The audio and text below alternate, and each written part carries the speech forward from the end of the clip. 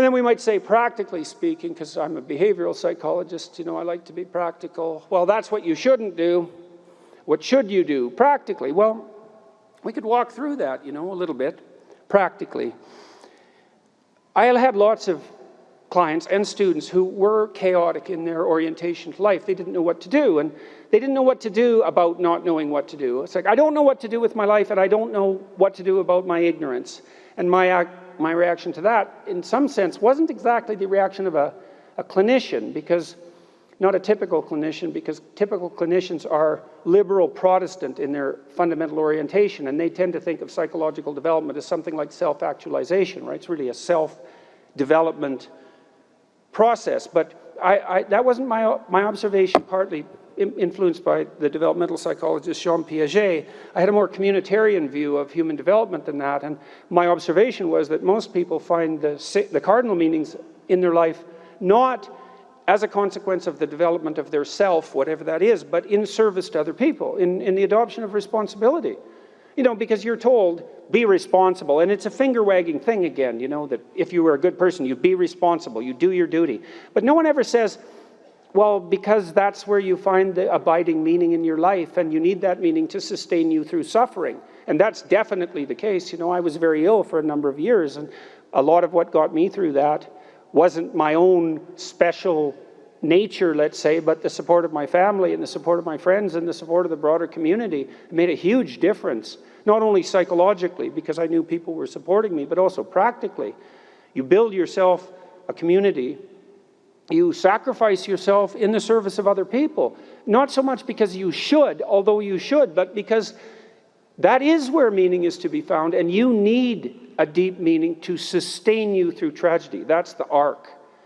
And you find that deep meaning, and you know, there's a notion that it's better to give to receive than to receive, and it sounds like a Hallmark greeting card in some sense, and people are cynical about that too. Well, yeah, you say that because you should be good and think that, but if you watch yourself, you'll see that it's true, because one of the things that's been really pronounced element in my life is that, you know, people thank me from time to time for things that I've done or said, and there isn't a better experience than that, you know, that you've put something out that's actually a manifestation of what you truly believe, and the consequence of that is part of the redemptive process for someone else. There is nothing that's better than that. Zero, nothing.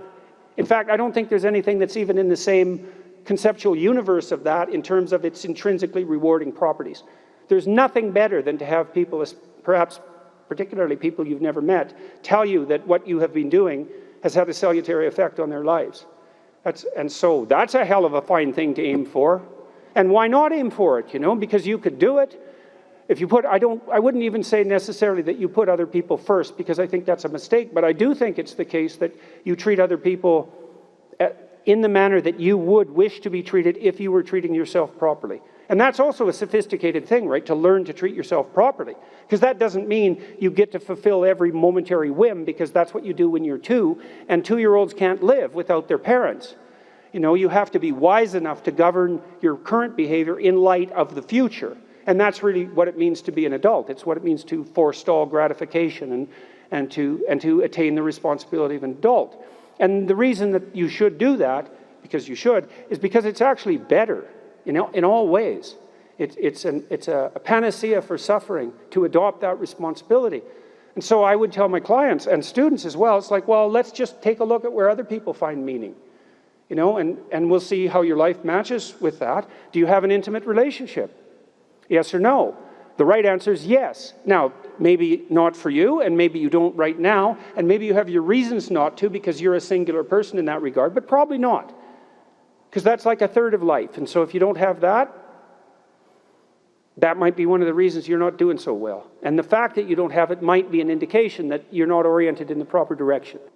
And so I might say, well, look, if you could have the relationship you wanted, you get to have the relationship you want and need. But you have to know what it is. And so then you need a vision of that. It's like, and a developed vision, you know? Not, I need to find the person right for me. It's like, what do you mean by that? You know? How are you going to treat your partner when they come home from work? How about something that concrete? Or how would you like to be treated when you come home from work? Or what sort of partner do you want in relationship to their attitude towards children? You have to make it real, you know, like it's the story of your own life, which, by the way, it is. And then maybe you find it, because at least once you've developed the vision, if it manifests itself, you'll recognize it. That's something. So then you need an intimate relationship. Well, why don't you set your family right? You know, you need siblings. Maybe you don't have them. Set your relationship with your parents right. Fix your relationship with your father, with your mother, with your siblings. The same thing. And then what sort of relationship do you want to have with your children? You know, if you could have what you wanted. I had a very good relationship with my children. My daughter, as I said, was very ill, so that made things complicated. But I had a great relationship, and still do, with my son. It's one of the lights of my life. And we concentrated on making that relationship pristine, you know, both of us, and my wife as well. And so you imagine, well, I want my son to love me. I want my son to respect me, and vice versa. I want a child who can make mature decisions. I want someone I can rely on. I want someone who other people gravitate towards. Because I can have what I want if I'm willing to make the proper sacrifices. And so that's a good thing. Could you set your family straight? Well, you need a job or a career. So what can you offer, and what can you bring the world in that regard? And then I would say, well, if you're thinking about career success in this Tower of Babel manner, then that's a temptation. But you might think, well, how much good could I do if I had the opportunity in the shortest possible period of time, if I went all in? And then there's an aim, man, there's an aim. And then you might think, well, what would that look like? You know, if I was a light to my community, if I was a light to the people I work with, who would I be if I was like that? And then you can conceptualize that, and you can see when you deviate from it, and why couldn't you correct for the deviations and move towards that? And then you might say, well, are you going to make productive use of your time outside of work? Productive and generous use of your time? Productive, generous, and meaningful use of your time. How about that? You're going to control your susceptibility to temptation, regulate your alcohol and drug use, because alcoholism takes out lots of people. Regulate your sexual temptation. You can control yourself for some reason that's worth controlling yourself for. You know, because there's something to being sybaritic. There's at least the momentary pleasure. It's not nothing. And you're not going to sacrifice that, if you have any sense, unless you sacrifice it to something clearly better. You know, this is classic clinical finding with regards to alcoholics. The only cure we know for alcoholism is religious transformation. Even the hardcore secular researchers know that. They don't know why, but they know that's the case. And part of the reason for that is that if you're an alcoholic, you really like alcohol. It's an anti-anxiety agent of potency, and it's a stimulant. It's a great drug. And so once you have a great drug, a great spirit, let's say, you need something better to replace it with. And maybe you can find something better. It appears that way because people do, and then they stop drinking. And then there's civic service to your community. You know, I've been thinking about church lately. People have abandoned the churches and vice versa in many ways. And people think, you know, I can't believe what the church teaches. It's like, first of all, who cares what you believe? Like, who are you anyways? Right? Well, really, it's like, I'm 16. I don't like what the church teaches. Yeah, that's who you are. You're the judge of the church, and you're 16. And that's commonplace. I know it's funny, but it's not, because that's a commonplace. That was certainly me at 16. Who could believe that? You know, I'm above that. It's like, really? Here's this 15-year-old juvenile delinquent from northern Alberta, and it's like, who cares about St. Augustine anyways? You know, what did he know? So, yeah, so civic duty. Well, I'm not going to go into politics because it's a snake pit, you know, or maybe you're cynical about social institutions. It's like, well, go fix them. Right? You know, that'll give you something to do. If they're so wrecked, great. Well,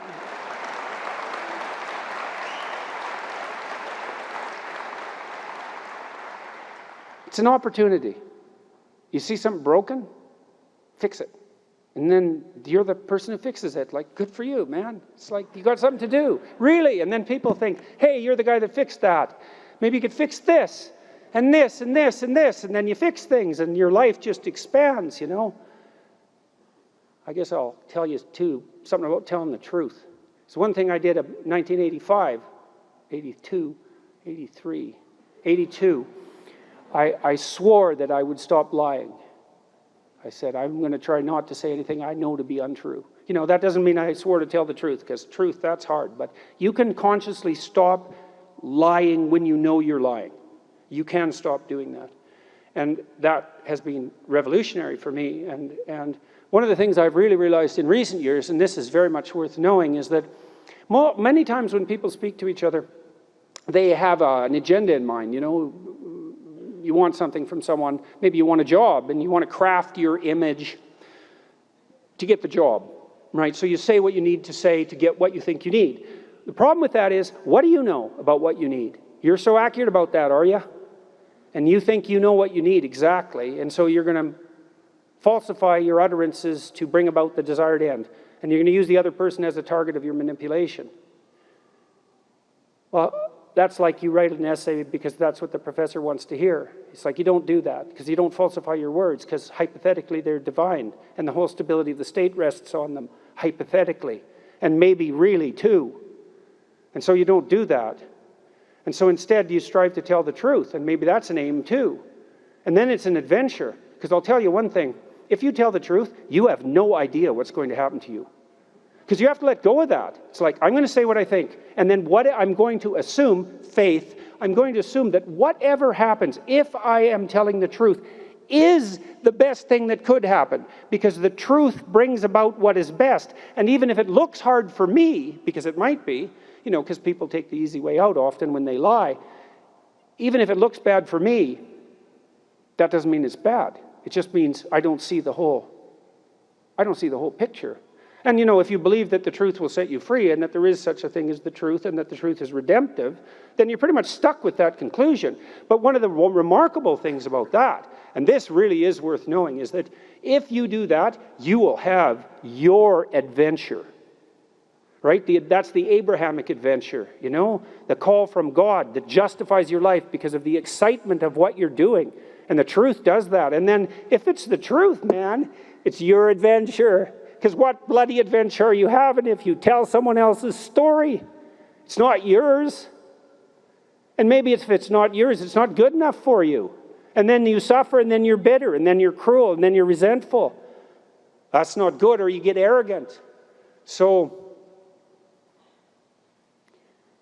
you break up your life, you know, into practicalities, your career, your education, your intimate relationship, your marriage, your friendship. Hopefully your intimate relationship and your marriage are the same thing. Your use of time outside work, your civic duty, you know, and you develop an image for yourself, a vision for yourself on all those fronts, and assume that you can have, with the proper sacrifices, what you need and want. And then I'll say something interesting about that, because that's the pursuit of goods in a practical way, right? And what's valuable in a practical way, in an implementable way. And you pick those pathways and you dedicate yourself to their optimization along any of those axes. And then you learn to optimize an aim. And then you see, once you've learned to optimize an aim across a set of goods, you start to aim at what unites those goods. Because that's what makes goods good. It's whatever is common across a set of goods. That's the highest good or a higher good. And so by practicing any good in any rigorous sense and making the proper sacrifices in that direction, you simultaneously learn to approach the good that is the sum or the essence of all those proximal goods. And I would say that the essential insistence in Christianity is that the good that unites all those goods is the same good that's reflected in the image of Christ, which is an image of acceptance of the suffering of life and the necessity of serving the lowest as the highest calling.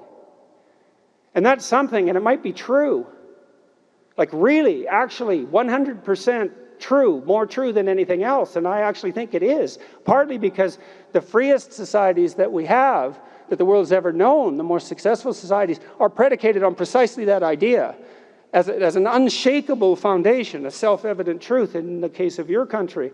And so it might be true, and if it is true, and if that is real, then why in the world would you ever attempt to do anything else? And it's kind of earth-shattering in some sense to take this with real seriousness, you know. It's all very frightening. If you're not afraid of that vision, you know, and what it implies for you and your soul, then you didn't understand it. But it's also an unbelievably, what would you say, endlessly promising vision of what your life could be. And you know, you might think, well, I need a life so rich that I can justify its suffering.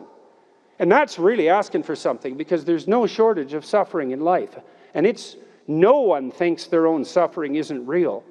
And maybe there's a possibility that there's some aim that's so high that the attempt alone to move in that direction is of sufficient value to act as a panacea for the suffering. And so you could say at the end of your life, oh my God, that was so hard. It was worth it.